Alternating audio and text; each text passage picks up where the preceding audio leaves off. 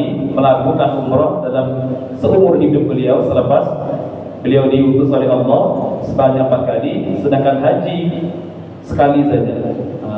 Nabi haji cuma sekali, haji pertama dan terakhir. Haji pertama dan terakhir. Maka haji wada, karena di situ perpisahan terakhir Nabi nanti di akhir-akhir hayat beliau. Beliau berkhutbah, panjang sekali khutbahnya. Di antara isi khutbah beliau di sini disebutkan, Inna nabiyyakum wahidun, sesungguhnya nabi kalian adalah satu, yaitu Nabi Muhammad. Nabi kalian itu satu, sama. Ya, walaupun kalian berbeda-beda jenis, kemudian warna kulit, nabi kalian satu, yaitu Nabi Muhammad. Wa inna abakum wahidun, dan bapak kalian juga satu. Kalian ini dari bapak yang satu, yaitu Nabi Adam. Nah, selepas itu Nabi menyebutkan ini agar umat ini tidak ada merasa lebih hebat, merasa berbangga, merasa lebih mulia, lebih utama daripada yang lain. Karena statusnya sama. Nabinya sama-sama Nabi Muhammad, kakeknya, ayahnya sama-sama Nabi Adam. Sehingga Nabi bersabda, wa innahu la fadla li arabiyyin ala ajamiyyin. Dan sesungguhnya kata beliau, tidaklah ada keutamaan orang Arab melebihi orang Ajam. Tidak ada kekhususan. Ya, bukan berarti orang Arab karena Nabi Muhammad orang Arab berarti orang Arab itu lebih utama daripada orang non Arab. Tidak ada kata Nabi. Ya, tidak ada yang semata-mata menjadikan orang itu mulia sebab suku, bukan itu yang menjadikan dia utama di sisi Allah. Wala li ahmara ala aswada, tidak ada yang memiliki keutamaan bagi mereka yang berkulit putih atas orang yang berkulit hitam. Sama saja. Yang membedakannya adalah kata Nabi illa bit taqwa, yaitu ketakwaan kepada Allah. Jadi status Nabi Muhammad menyampaikan kepada umat ini, status kita sama. Nah, sama-sama umat Nabi Muhammad, sama-sama keturunan Nabi Adam. Yang membedakan keutamaan di sisi Allah adalah ketakwaan. Bukan berarti orang Arab merasa dia lebih hebat, lebih afdal, lebih utama melebihi orang non Arab. Bahkan kalau kita lihat Bapak Ibu, di dalam dunia keilmuan, di dalam dunia Islam, ya, ahlul hadis, kutubus sittah itu rata-rata bukan orang Arab, bukan orang Arab. Yang orang Arab cuma Imam Muslim, Imam Bukhari itu siapa? Bukhara, Rusia, Imam Bukhara, daerah Bukhara, Uzbekistan, bukan orang Arab, bukan orang Arab.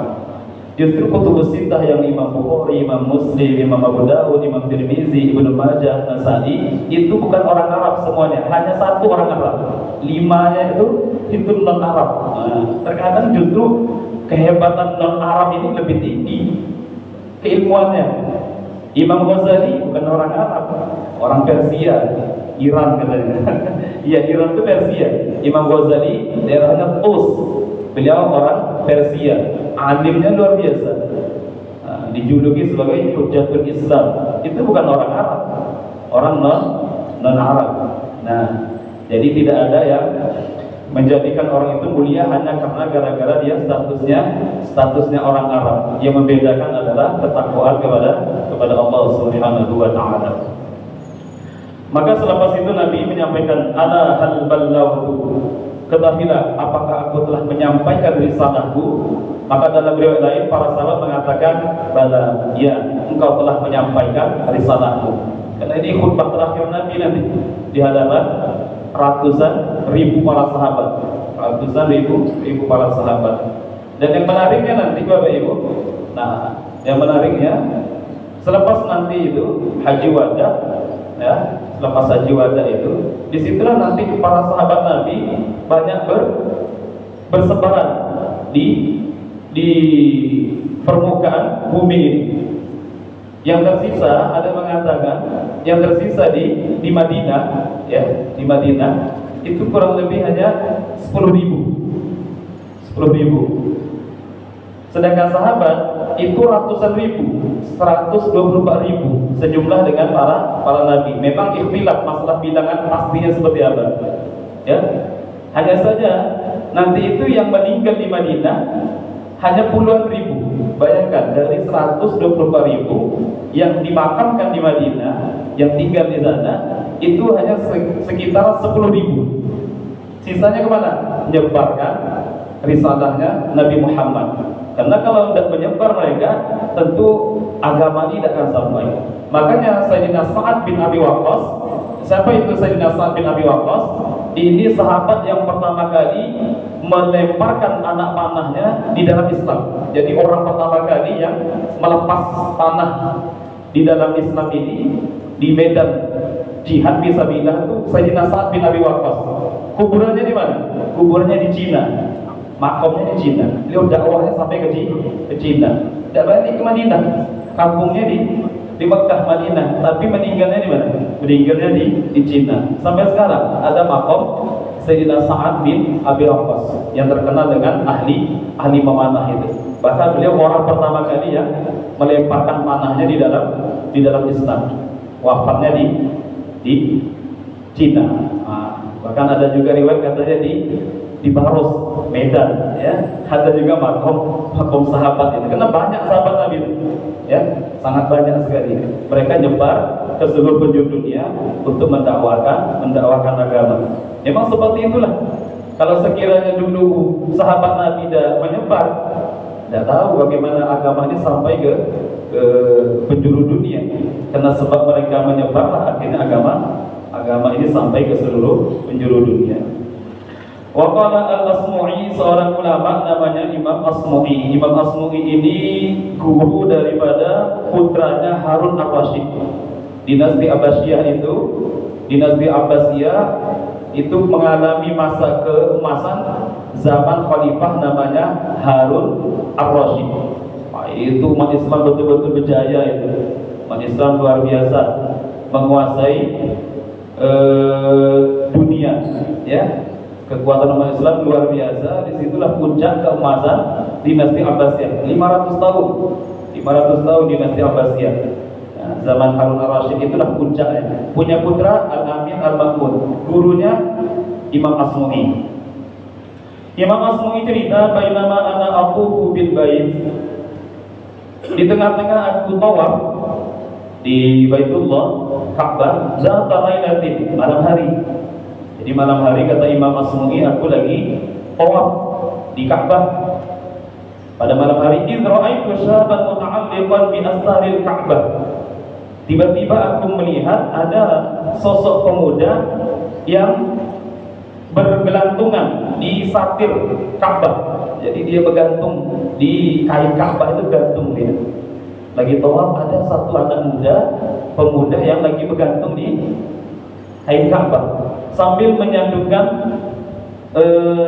syair. Wahwa yaqul, dia mengatakan, ya man yujibu du'a al-mudharri bil qulami, ya kashifad durri wal balwa ma'as saqami. Wahai zat yang mengabulkan doa orang-orang yang kesulitan di waktu gelap. Wahai zat yang menghilangkan bahaya dan ujian disertai penyakit. Qad nama wafduka hawla al-baiti wantabahu wa anta hayyun ya qayyum lam tanam. Orang-orang sedang tidur, tamu-tamumu saat ini sedang tidur. Ada yang sedang tidur dan ada juga yang sedang terjaga. Sebagian tidur, sebagian masih terjaga. Wa anta ya hayyu ya qayyum, wahai engkau zat yang maha hidup lagi maha memelihara, lam tanam, tidak pernah tidur. Ad'uka rabbi hazinan haiman qalaqa farham bukai bihaqqil baiti wal haram. Aku berdoa kepadamu Tuhanku dengan keadaan sedih, dalam keadaan bingung, gelisah. Rahmatilah diriku dengan tangisanku ini melalui kemuliaan Masjidil Haram. In kana juduka la yarjuhu dhu sifahin faman yajudu 'ala al-'asina bil karami. Bila mana kedermawananmu itu tidak bisa diharapkan oleh pendosa seperti aku, lantas kata beliau, siapa yang yang layak menerima kedermawananmu. Artinya aku ini pelaku maksiat. Kalau kedermawananmu itu tidak layak diberikan kepada pendosa, lantas kepada siapa lagi pendosa akan berharap kedermawanan engkau? Summa baka bukaan syadida, lantas pemuda itu menangis sejadi-jadinya, tambah menjerit, menangis. Ala ayyuhal maqsud fi kulli hajatin ilaika syakawtu dhurra farham shikayati. Aduhai zat yang kutuju dalam setiap hajat-hajatku, aku adukan kesusahanku kepadamu, rahmatilah diriku atas rintihanku ini. Ala ya rajai anta takshifu kurbati fahabli dhunubi kullaha wa qi hajati. Wahai harapanku, hilangkanlah kesusahanku, ampunilah dosaku, tunaikan hajatku. Ataitu bi'amalin qibahin radi'ah wa ma fil wara 'abdun jalaka jinayati. Masyaallah. Jadi dia betul-betul iktiraf, mengaku di hadapan Allah. Apa kata pemuda tadi? Aku datang kepada engkau membawa amalan-amalan yang jelek dan hina. Dan tidak ada di muka bumi ini makhluk yang menjijikkan, dosanya yang begitu menjijikkan, penuh dengan lumuran dosa seperti dosa. Jadi dia menganggap dirinya itu sejelek-jeleknya hamba Allah. Aku ini datang membawa dosa-dosa ya Allah. Atuqribuni bin nari ya ghayatan muna fa aina wajai thumma aina maqafati. Apakah engkau akan membakarku dengan neraka-Mu ya Allah? Wahai harapanku, kemanakah aku akan mengharap lagi? Ya Allah. Jadi pemuda ini mengungkapkan keluhan-keluhan isi hatinya. Kemudian kata Imam Asmu'i, "Tsumma saqata 'alal ardi maghsyiyan 'alaihi." Selepas dia menyenandungkan doa-doa pujian seperti tadi itu, pengakuan seperti tadi itu, pemuda itu langsung terjatuh ke tanah pingsan. Fadalamtu minhu, lalu kata Imam Asmu'i, aku mendekati pemuda itu. Fa'idha huwa, maka ternyata siapakah dia? Huwa Zaidul Abidin Ali bin Husain ibnu Ali bin Abi Thalib radhiyallahu anhu. Ternyata pemuda tadi adalah Imam Ali Zainal Abidin, cucunya Sayyidina Ali bin Abi Thalib. Ali bin Husain bin Ali bin Abi Thalib. Ternyata pemuda tadi yang menangis sejadi-jadinya itu, yang berharap ampunan Allah, mengaku dirinya itu berlumuran dosa, kemudian takutnya dengan Allah luar biasa. Ternyata kata Imam Asmu'i, aku lihat pas didekatlah cucu Nabi, ternyata Imam Ali Zainal Abidin. Namanya Ali Zainal Abidin itu julukan. Apa arti Zainal Abidin? Zainul Abidin hiasannya ahli ibadah. Karena cucu Nabi yang satu ini terkenal dengan ibadahnya, maka julukan lainnya namanya Sajjad. Sajjad, orang yang banyak sujud, banyak betul ibadahnya, sehingga sampai melekat itu. Kalau disebut As-Sajjad, itu dimaksud adalah cucunya Nabi, cicitnya Nabi, yaitu Imam Ali Zainal Abidin, anak Sayyidina Husain. Imam Ali Zainal Abidin inilah satu-satunya yang menjadi cikal bakal meneruskan keturunan zuriyah Rasulullah, nasab Rasulullah dari jalur Husain. Karena ketika peristiwa Karbala itu banyak ahlul bait yang dibunuh karena melawan. Banyak itu, termasuk putri Sayyidina Ali yaitu Zainab, kemudian yang lain-lain juga. Kebetulan ini putra Sayyidina Husain itu tidak ikut perang, tidak ikut melawan karena demam. Karena ada ikut perang, yang lain sudah dibunuh, termasuk Sayyidina Husain itu dipenggal, leher beliau dipenggal, kemudian diarak-arak, dibawa itu kepada Sayyidina Husain radhiyallahu anhu. Nah, yang tersisa Imam Ali Zainal Abidin. Ini satu-satunya anak Sayyidina Husain dari laki-laki.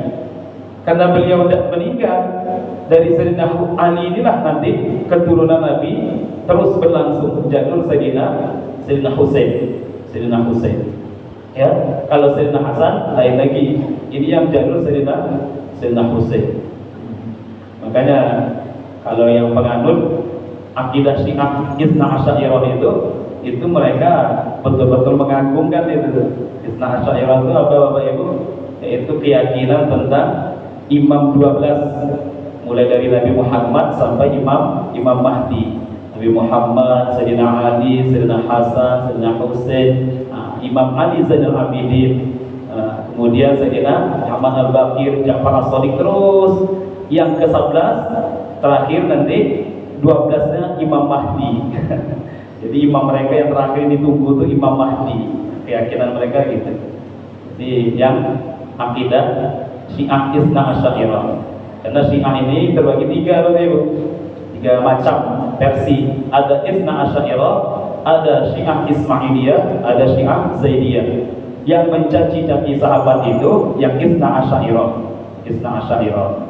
Karena mereka meyakini urusan kepemimpinan umat itu jalurnya itu sudah Nabi Muhammad wajib Ali.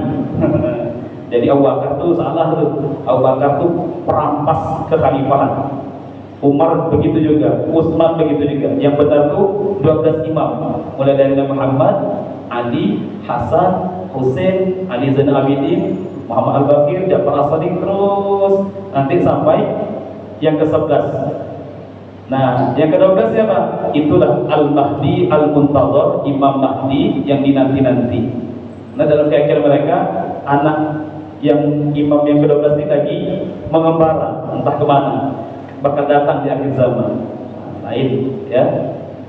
Di Imam Ali Zainal Abidin, cincin Nabi dari jalur Sayyidina Husain. Ya Allah, cincin Nabi, ahli ibadah, tapi secara pengakuannya begitu seperti itu ya. Apa kata beliau? Wa ma fil wara 'abdun jana kajinayati. Ya Allah, tidak ada di muka bumi ini hamba yang berlumuran dosa seperti lumuran dosa yang aku miliki. Masya Allah. Cincin Nabi, ahli ibadah, tapi pengakuannya seperti itu. Saking takutnya dengan Allah, pingsan. Saking takutnya pingsan. Nah, karena memang istilahnya kadar ketakutan seorang itu seukuran sejauh mana dia kenal dengan Allah. Kok kita mikir, kok bisa segitunya gitu ya? Kok bisa segitunya? Ahli ibadah, cucu Nabi, kok bisa nangis seperti itu gitu? Awak di masa-masa nangis tidak nangis gitu, padahal jelas banyak dosanya. Karena beda tingkatan kekuatan dia kenal dengan Allah.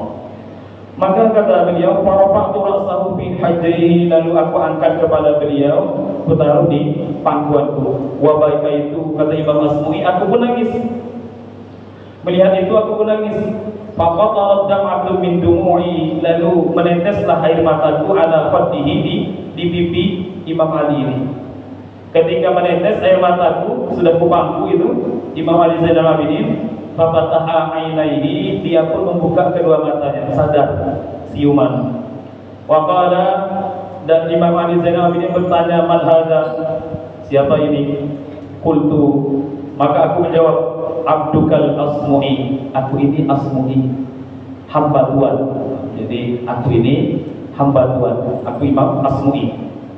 Sayyidi, wahai Tuanku, ma hadzal buka, anta min ahli bait. Nah, bayangkan Imam Asmu'i sendiri menyatakan seperti itu. Wahai Tuhan, wahai Imam Ali Zainal Abidin, kok bisa kau menangis sampai tingkatan seperti ini? Sejadi-jadinya sampai kau pingsan. Ini tangisan apa ini? Innaka min ahlil bait, engkau itu kan ahlul bait, engkau itu adalah cincinnya Rasulullah. Dalam dirimu ada darah Rasulullah. Bukankah kata Imam Asmu'i, alaihissallahu yaqul, bukankah Allah berfirman, innama yuridullahu liyudhiba ankumur rijsa ahlal bait wa yutahhirakum tathhira. Engkau merasa hina, engkau merasa kotor, merasa durjana, sementara Allah berfirman, sesungguhnya Allah ingin menghilangkan kotoran dari kalian ahlul bait dan mensucikan yang dengan sebenar-benarnya. Jadi ahlul bait itu disucikan oleh Allah, dimurnikan oleh Allah. Maka Imam Ali Zainal Abidin, beliau tidak hanya bersandar dengan nasab. Inilah masalah, saking tawadhu'nya beliau tidak mengandalkan hanya sebatas kemuliaan nasab, tapi yang diandalkan adalah bagaimana kedekatan ketakwaan pada Allah. Dijawab oleh beliau, faqal, Ya Asmu'i, wahai Asmu'i, innallaha, sesungguhnya Allah, khalaqal jannah, menciptakan surga, liman ata'ahu, bagi mereka yang mentaati Allah, walau kana 'abdan habasyyan, sekalipun hamba yang taat tadi adalah seorang budak Habasyi. Pokoknya surga itu diciptakan Allah untuk mereka yang taat, sekalipun yang taat itu adalah budak, saudara budak dan punya kasta Habasyi lagi. Habasyi itu Ethiopia, orang-orang yang kulit hitam, seperti Sayyidina Bilal bin Rabah, itu marganya Habasyi, yang Habasyiyah, rambutnya keriting-keriting kecil itu, hitam, itu Habasyi, betisnya kecil. Sekalipun bentuknya seperti itu, hitam, budak, Habasyi, tapi kok dia taat pada Allah, itulah surga untuk dia yang Allah ciptakan. Begitu pula kata Imam Ali Zainal Abidin, wa khalaqan nar, dan Allah menciptakan neraka, liman asaru, bagi mereka yang maksiat kepada Allah, walau kana hurran quraisyan, sekalipun yang maksiat ini adalah orang merdeka dan dia keturunan Quraisy. Quraisy kan mulia, memang bangsa yang mulia secara nasab itu bangsa Arab jalur Quraisy, karena ada Rasulullah di situ. Tetapi kalau dia ini berbangsa Quraisy, merdeka bukan budak, orang terpandang lah. Sekalipun demikian, kalau dia maksiat, kata Imam Ali Zainal Abidin, tetap jatahnya neraka. Tidak bisa menyelamatkan itu. Tidak bisa menyelamatkan. Artinya tidak mengandalkan kemuliaan nasab. Lalu Imam Ali Zainal Abidin juga membacakan ayat, فَإِذَا نُفِخَ فِي الصُّورِ فَلَا أَنْسَابَ بَيْنَهُمْ يَوْمَئِذٍ وَلَا يَتَسَاءَلُونَ. فَإِذَا نُفِخَ فِي الصُّورِ, maka kata Allah, bila mana sangkakala telah ditiupkan, trompet telah ditiupkan, fala ansaba bainahum, maka tidak ada nasab lagi di antara mereka. Artinya nasab itu tidak berguna. Fala ansaba bainahum wala yatasaalun. Maka kalau sudah terjadi kiamat itu, maka tidak ada gunanya lagi nasab. Nak bangga-banggakan nasab itu tidak ada gunanya. Yang bisa diandalkan adalah amal saleh. Wala yatasaalun, dan mereka tidak saling tanya-menanya. Dalam hal ini ada dua pendapat. Itu sangkakala yang pertama kah yang kedua? Dalam ayat fa'idza nufiqa fis-sur tadi itu, Ibnu Abbas mengatakan itu sangkakala pertama ketika terjadi hari kiamat. Ya, Allah Ta'ala bagaimana bunyinya. Penting nanti itu malaikat Israfil meniup sangkakala untuk terjadinya hari kiamat, untuk mematikan seluruh makhluk. Ketika sudah mati, baru nanti ditiupkan yang kedua. Jadi ada dua peniupan. Peniupan mematikan, peniupan kedua adalah pembangkitan. Kalau menurut Abdullah bin Abbas, yang dimaksud ayat itu adalah yaitu ayat yang berkaitan trompet yang pertama. Saking dahsyatnya kiamat itu tidak berguna lagi nasab. Orang sibuk urus diri masing-masing. Tapi kalau Abdullah bin Mas'ud tidak. Abdullah bin Mas'ud mengatakan itu trompet yang kedua ketika terjadi kebangkitan. Ketika terjadi kebangkitan itu, Masya Allah, ini yang paling ngeri ini Bapak Ibu. Ya, ini yang paling ngeri. Riwayat Abdullah bin Mas'ud mengatakan, ketika ditrompetkan hari kebangkitan yang kedua, yuqadu bi yadil 'abdi wal amati yaumal qiyamah wa yusabu 'ala ru'usil awwalin wal akhirin tsumma yunadi munadin. Nanti ada seorang hamba, baik laki-laki maupun perempuan, pada hari kiamat itu diberdirikan di mahkamah Allah di hadapan seluruh makhluk, baik makhluk pertama maupun makhluk terakhir. Dari mulai manusia pertama sampai manusia terakhir, dipanggil satu orang hamba, baik itu laki-laki maupun perempuan. Selepas dihadapkan di mahkamah Allah, kata Abdullah bin Mas'ud, maka ada penyeru mengatakan, hadza fulan ibnu fulan, ini adalah namanya fulan, ayahnya ini fulan bin fulan. Disebutkan nama dia dan nama ayahnya. Faman kana lahu qablahu haqqun falyati ila haqqihi. Siapa saja yang merasa dulu di dunia punya hak terhadap dia ini, silahkan datang tuntut sekarang. Ya Allah, jadi diumumkan waktu itu. Siapa yang merasa dulu dikenal orang ini, namanya ini, ayahnya ini, yang merasa punya hak, datang ke sini. Fayafrahul mar'u an yakuna lahul haqqu ala walidihi wa waladihi aw zawjatihi aw akhihi fayakhudhu minhu. Sampai tingkatan kata Abdullah bin Mas'ud, maka hari itu ada seseorang itu bergembira. Bergembira kenapa? Karena dia memiliki hak, sekalipun itu adalah terhadap ayahnya sendiri, anaknya sendiri, istrinya atau suaminya atau saudaranya. Akhirnya dia mengambil hak terhadap orang tersebut. Maka ketika menceritakan inilah Abdullah bin Mas'ud mengatakan, pada ansaba bainahum, tidak berguna lagi nasab. Orang sibuk mikirkan diri masing-masing, yang penting untungkan dia. Sampai tingkatan itu. Jangankan orang lain, dengan keluarga sendiri, orang ketika itu merasa bahagia, merasa senang, semangat, disuruh mengambil hak, sekalipun itu kepada orang tuanya sendiri. Ada dia merasa haknya yang perlu dia tuntut, saat itu dia akan menuntut. Saat itu dia akan menuntut. Maka kita di juz 30 itu surah Abasa gimana? Yauma yafirrul mar'u min akhihi wa ummihi wa abihi wa sahibatihi wa bani. Pada hari kata Allah, orang-orang lari dari istri, dari saudara, dari orang tua, ayah, ibunya. Apa kata Imam Mawardi dalam tafsir Ad-Dukan wal Uyun? Kenapa mereka pada hari itu ketakutan? Lari dari sanak kerabatnya. Yafirul mar'u min akhihi wa ummihi wa abihi, lari meninggalkan saudaranya, lari dari ayah, dari ibunya, wa sahibatihi wa bani, lari dari istrinya, lari dari anaknya. Kenapa? Walaupun banyak tafsiran, cuma di antara tafsir yang disebut Imam Mawardi, apa kata beliau? Hadaran min mutalabatihi iyyahu litabi'atil lati minhu bainahu wa bainahu. Karena saking takutnya dituntut.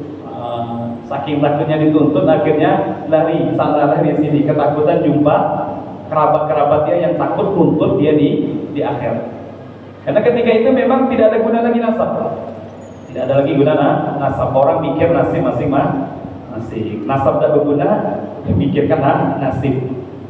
Karena memang terputus. Artinya Nabi pernah bersabda seperti ini, kullu nasabin wasababin yang qati'u yaumal qiyamah illa nasabi wasababi.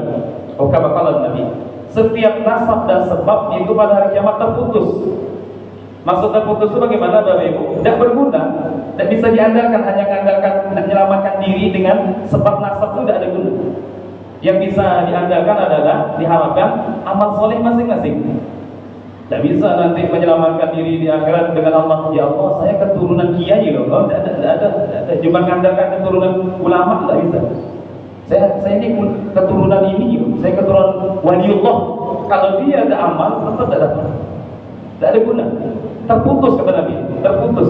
Kecuali nasab dan sebab yang ada kata dari Nabi. Ini kata para ulama, tidak ada kontradiktif antara ayat ini dengan hadis Nabi. Tadi ayat mengatakan tidak berguna nasab, tapi hadis mengatakan untuk nasab Nabi berguna. Ini kekhususan nasab Nabi. Maka gara-gara dengar hadis inilah Sayyidina Umar, padahal dah tua. Sayyidina Umar ini dah tua.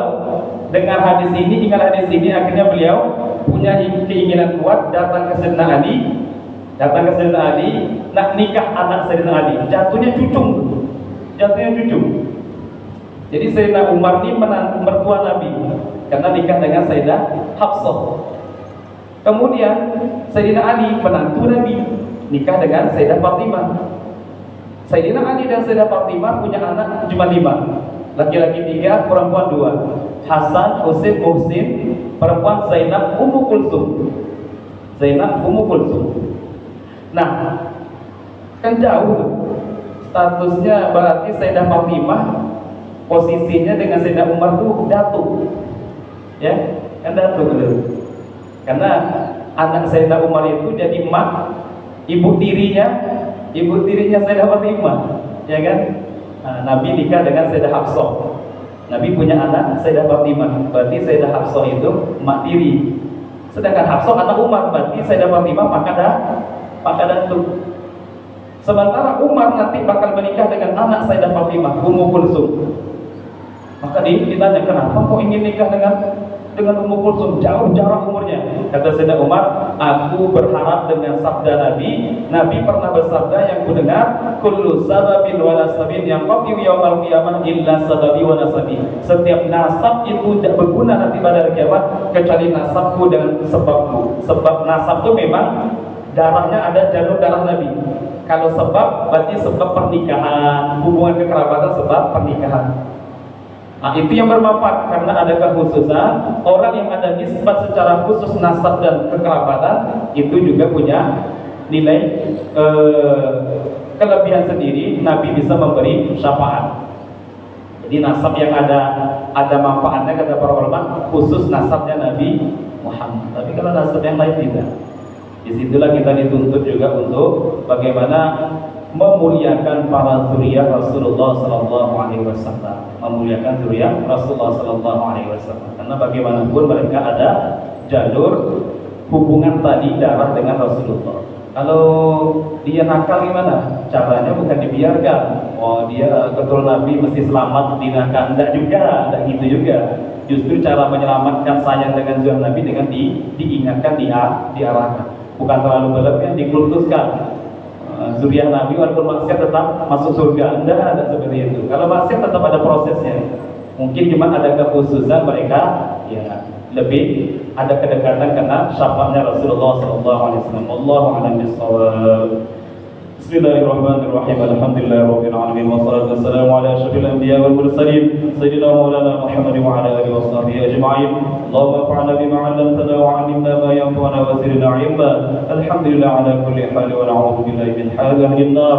Rabbana taqabbal minna innaka antas samiul 'alim wa tub 'alaina innaka antat tawwabur rahim. Wa sallallahu ala sayyidina Muhammad wa ala alihi washabbihi wa baraka wa sallam. Walhamdulillahirabbil alamin. Assalamualaikum warahmatullahi wabarakatuh. Terima